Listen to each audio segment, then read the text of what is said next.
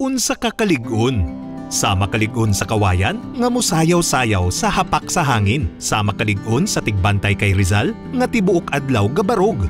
Unsa pud kaha kalig-on imong mga baga. Bisan pila ka higayon ang pagsaka kanaog o mugukod sa nagpasitiw nga bus. Ang imong baga usa sa mga nag-una nga parte sa imong lawas nga dali ra mo tigulang ug una nga muluya. Busa, kinahanglan ampingan nimo kini ug maayo. Kung luya ang imong mga baga, dali ra ka madutlan sa mga sakit nga dala sa mikrobyo nga nagpalibot sama sa COVID-19 o Mycobacterium tuberculosis. Ang pagatsing ug pag-ubo natural lang nga depensa sa imong lawas aron mawala ang mga mikrobyo sa imong ilong, tutunlan ug mga baga.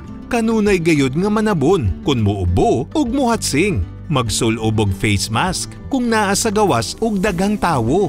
Magdistansya og 1 ka metro aron dili magtakdanay. Ug kung dunay masinati nga simptomas sa ubo, hilanat ug lisod sa pagginhawa, magpa-check up dayon basin COVID-19 o TB na kana. Sa maong mga simptomas, dili angay ang paligunay o padugayay. Aron TB-free, pakonsulta dayon. Maunang estilo sa taong lig-on.